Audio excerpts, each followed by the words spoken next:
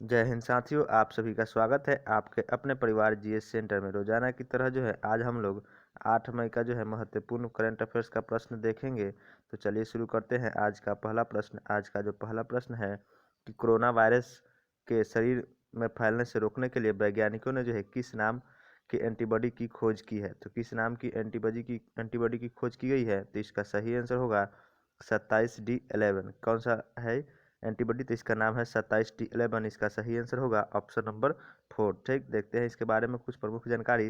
तो हाल ही में जो है 27D11 क्या है, 27D11 जो है कोरोना वायरस से शरीर में फैलने वाले से होने वाले कोरोना वायरस को रोकने के लिए 47D11 के नाम से एक एंटीबॉडी की खोज की है। कौन सी, तो यह एक 47D11 जो है एक एंटीबॉडी है जिससे कि जो है कोरोना वायरस से कोरोना वायरस का संक्रमण जो है एक व्यक्ति से दूसरे व्यक्ति तक न फैले, इसलिए जो है इस एंटीबॉडी का प्रयोग यानी कि खोज किया गया है। किसका, तो 47D11। और यह एंटीबॉडी जो है चूहों पर किया गया परीक्षण हुआ है जिसमें यह सफल हुआ है। ठीक, अगला प्रश्न देखते हैं। अगला प्रश्न जो है कन्नड़ के मशहूर कवि एस निसार अहमद का हाल ही में जो है कितने वर्ष की उम्र में निधन हो गया है। तो कन्नड़ के जो है मशहूर कवि हैं एस निसार अहमद, इनका जो हाल ही में निधन हुआ है ये कितने वर्ष के थे। तो इसका सही आंसर होगा यह जो है कितने 84 वर्ष के थे। ऑप्शन 4 3 जो है आपका बिल्कुल सही आंसर होगा। निसार अहमद जो है 84 वर्ष की उम्र में इनका निधन हुआ है और यह जो एक मशहूर कवि थे। दोस्तों अपना जो है डेली एक बिहार असाइनमेंट्स की प्रैक्टिस सेशन में ज़रूर भाग लीजिएगा। उसमें जो है काफ़ी महत्वपूर्ण प्रश्न होते हैं और वो आपके सभी एग्जामों के लिए महत्वपूर्ण है, उसे आप ज़रूर देखिएगा। हम लोग जो है 60 प्रैक्टिस सेट अभी तक बना चुके हैं, उस सेशन को ज़रूर देखिएगा। और अपना जो है हिस्ट्री का जो है 10,000 प्लस प्रश्नों का एक सेशन चल रहा है जिसमें उसमें प्रमुख प्रमुख प्रश्न को जो है समाहित किया गया है।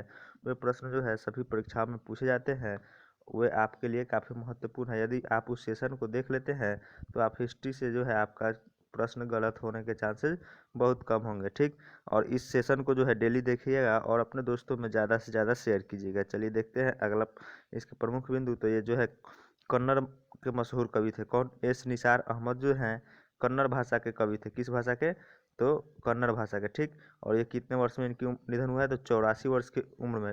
ठीक, कितने वर्ष की उम्र में, तो 84 वर्ष की उम्र में इनका निधन हुआ है।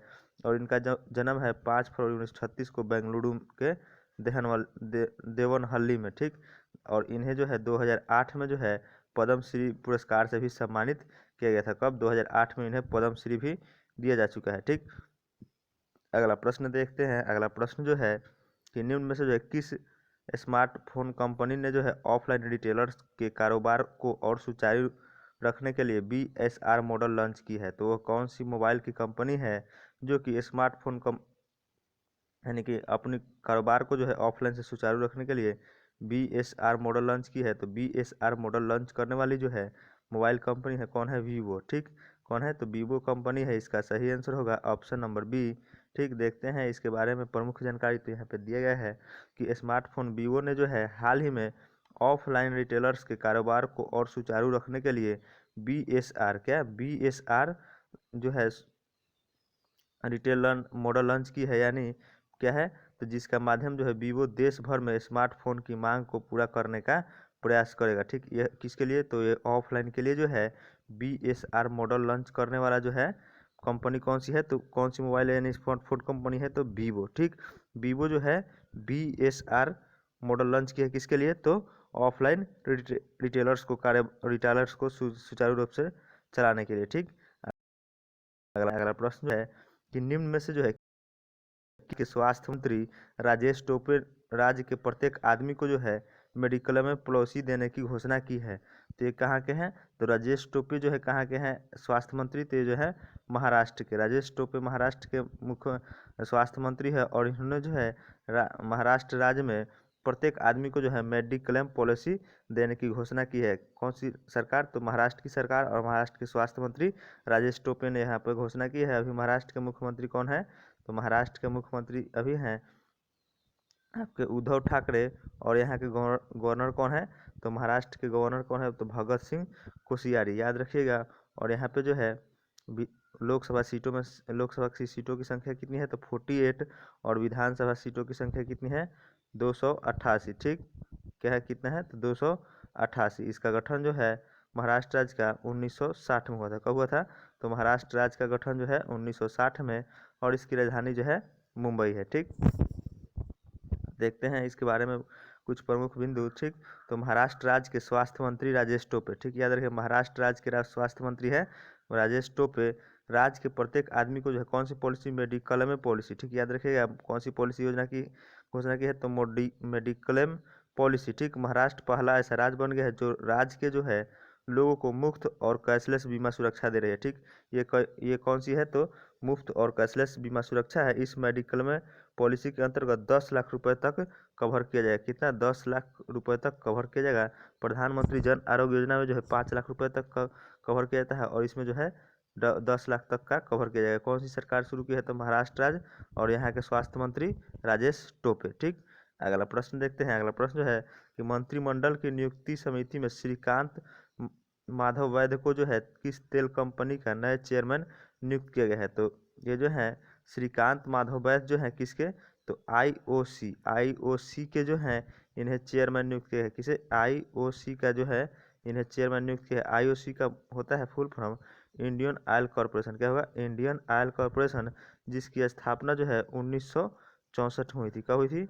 तो 1964 में, और इसका मुख्यालय जो है दिल्ली में है। कहाँ है? तो इसका मुख्यालय दिल्ली में, और इसकी स्थापना जो है 1964 में हुई थी। देखते हैं इसके बारे में कुछ प्रमुख तथ्य। तो यहाँ पे दिया गया है कि मंत्रिमंडल की नियुक्ति समिति ने जो है श्रीकांत माधव वैद्य को, किसको? तो श्रीकांत माधव वैद्य को जो है सबसे बड़ी तेल कंपनी इंडियन ऑयल कॉरपोरेशन, किसकी? इंडियन ऑयल कॉरपोरेशन आईओसी का नया चेयरमैन नियुक्त करने की मंजूरी दे दी है।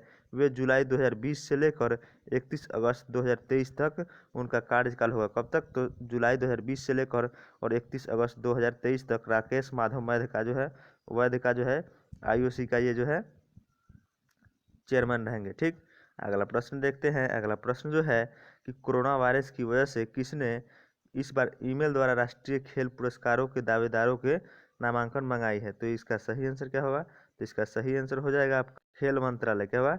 तो खेल मंत्रालय के द्वारा जो है यह घोषणा की गई है। ठीक, खेल मंत्रालय ने जो है कोरोना वायरस की वजह से इस बार ईमेल के द्वारा जो है राष्ट्रीय खेल पुरस्कारों के दावेदारों के नामांकन मंगाए हैं, यानी कि ईमेल के द्वारा जो है उनकी दावेदारी पेश की जाएगी। ठीक, याद रखिएगा। तो कौन सा मंत्रालय? तो खेल मंत्रालय। देखते हैं इसके प्रमुख बिंदु। खेल मंत्रालय ने जो है हाल ही में कोरोना वायरस की वजह से, किसके वजह से? तो कोरोना वायरस की वजह से जो है ईमेल के द्वारा जो है राष्ट्रीय खेल पुरस्कारों, यानी कि राजीव गांधी समेत खेल रत्न समेत अन्य नेशनल अवार्डों को जो है देनदारों की नामांकन मंगाई है। ऑनलाइन नामांकन जमा कराने की तारीख जो है 3 जून निर्धारित की गई है। कब तक? तो 3 जून ऑनलाइन जो है इसमें अपना नामांकन जो भी खिलाड़ी है अपना करा सकते हैं। ठीक, याद रखिएगा। राजीव गांधी खेल रत्न की शुरुआत कब हुई थी? तो राजीव गांधी खेल रत्न की शुरुआत जो है दोस्तों 1991 में। कब? यह जो है खेल का सबसे बड़ा पुरस्कार है। और उसके बाद जो है अर्जुन अवार्ड की शुरुआत जो है 1961 में। अर्जुन अवार्ड की शुरुआत 1961-62। ठीक ठीक, अर्जुन अवार्ड में जो है 5 लाख रुपए की राशि प्रदान की जाती है, और इसमें जो है राजीव गांधी खेल रत्न में जो है 7.5 लाख के, कब? कितना? तो 7.5 लाख राशि प्रदान की जाती है। और यह जो है पहले पुरस्कार पाने वाले व्यक्ति कौन है? तो विश्वनाथन आनंद। कौन है? विश्वनाथन आनंद जो है पहले खिलाड़ी हैं जिन्हें राजीव गांधी खेल रत्न पुरस्कार मिला है। इसका अब अन्य नाम जो है खेलो इंडिया पुरस्कार हो चुका है। ठीक, याद है किसका? इसका नाम जो है खेलो इंडिया पुरस्कार। और प्रथम पुरस्कार पाने वाले व्यक्ति विश्वनाथन आनंद जो है शतरंज खेलते हैं। किस खेल के खिलाड़ी हैं? तो शतरंज के। ठीक, देखते हैं अगला प्रश्न। अगला प्रश्न जो है कि केंद्र सरकार ने जो है गवर्नमेंट ई मार्केट बात की है। तो सरस कलेक्शन की शुरुआत जो है किस किस राज्य में जो है दशरस कलेक्शन की शुरुआत की है? तो इसका सही आंसर हो जाएगा दोस्तों ऑप्शन नंबर 3। कहाँ सरस कलेक्शन की शुरुआत की गई है? तो यहाँ पे नई दिल्ली में। दोस्तों यदि वीडियो आपको अच्छी लगे तो अपने दोस्तों में ज़रूर शेयर कीजिएगा, एवं जो दोस्त चैनल पर अभी तक नए हैं, चैनल को सब्सक्राइब नहीं किए हैं, तो कृपया चैनल को सब्सक्राइब जरूर कर लेंगे, जो आपके लिए काफ़ी महत्वपूर्ण है। जो भी नई वीडियो आए उसकी जानकारी आपको सबसे पहले मिले, इसलिए आप लोग चैनल को सब्सक्राइब जरूर कर लीजिएगा। ठीक, तो क्या है? सरस कलेक्शन की शुरुआत किस राज्य ने की है? तो सरस कलेक्शन की शुरुआत जो है नई दिल्ली के द्वारा किया गया है। किस? नई दिल्ली एक केंद्र शासित प्रदेश है। ठीक, याद रखिएगा। और यहाँ के मुख्यमंत्री अभी कौन है? तो अरविंद केजरीवाल। कौन है? अरविंद केजरीवाल। और यहाँ के गवर्नर हैं अभी अनिल बैजल। ठीक, याद रखिए कौन है गवर्नर? तो अनिल बैजल, ठीक, याद रखिएगा। और दिल्ली एक ऐसा केंद्र शासित प्रदेश है जिसका जो है अपना उच्च न्यायालय है, ठीक, क्या है तो अपना उच्च न्यायालय। और दिल्ली दिल्ली पांडिचेरी और जम्मू कश्मीर यहाँ के विधानसभा के जो है विधायक यानी कि राष्ट्रपति के जो है निर्वाचन में भाग लेते हैं, ठीक, याद रखिएगा। देखते हैं इसके प्रमुख बिंदु। तो नई दिल्ली सरकार ने जो है नई दिल्ली में जो है government e market palace portal the Saras collection, कौन सा, तो द सरस कलेक्शन का जो है शुरुआत नई दिल्ली सरकार के द्वारा किया गया है, जिसका जो है उद्देश्य सरकारी खरीदारों के लिए जो है अपनी उत्पादों को JEM पर प्रदर्शित करना है। क्या है, JEM, ठीक। अगला प्रश्न देखते हैं। अगला प्रश्न जो है कि प्रतिवर्ष जो है विश्व भर में 7 मई को कौन सा दिवस मनाया जाता है, ठीक। तो प्रतिवर्ष जो है 7 मई को जो है क्या मनाया जाता है, तो इसका सही आंसर हो जाएगा दोस्तों विश्व एथलेटिक्स दिवस। क्या होगा, 7 मई को जो है विश्व एथलेटिक्स दिवस। और 29 अगस्त को जो है राष्ट्रीय खेल दिवस भी मनाया जाता है। क्या मनाता है, 29 अगस्त को राष्ट्रीय खेल दिवस मेजर ध्यानचंद के जन्म दिवस के उपलक्ष्य में जो है ये राष्ट्रीय खेल दिवस 29 अगस्त को मनाया जाता है, ठीक। और विश्व एथलेटिक्स दिवस 7 मई, याद रखिएगा, विश्व एथलेटिक्स दिवस 7 मई। और 4 मई को जो है अग्निशमन दिवस हम लोगों ने पिछले बार देखा था। और 1 मई को जो है श्रम दिवस, क्या 1 मई को जो है श्रम दिवस के रूप में भी मनाया जाता है, ठीक। देखते हैं इसके प्रमुख बिंदु यहाँ पे दिए गए हैं कि विश्व एथलेटिक्स दिवस प्रतिवर्ष 7 मई को जो है विश्व भर में जो है खेलों को लोकप्रिय बनाने स्कूलों संस्थानों में प्राथमिक खेलों के रूप में जो है इसे खेलों के रूप में एथलेटिक्स को बढ़ावा देने के लिए जो है विश्व एथलेटिक्स दिवस मनाया जाता है। यह पहली बार कब मनाया गया, तो यह पहली बार जो है 1996 में मनाया गया। इसको आप लोग ध्यान दे सकते हैं, 1996 में जो है पहली बार एथलेटिक्स दिवस मनाया गया, ठीक। और किस तारीख को मनाया जाता है, तो 7 मई को, याद रखिए 7 मई को जो है विश्व एथलेटिक्स दिवस। अगला प्रश्न देखते हैं। अगला प्रश्न जो है कि इनमें से जो है किस देश की टेलीकॉम बॉडी ने जो है देश के प्रमुख ब्रॉडकास्ट ABN कॉर्प को परिचालन बंद करने की घोषणा की है। तो यह जो है किस देश की टेलीकॉम कंपनी है, ABS-CBN कॉर्प।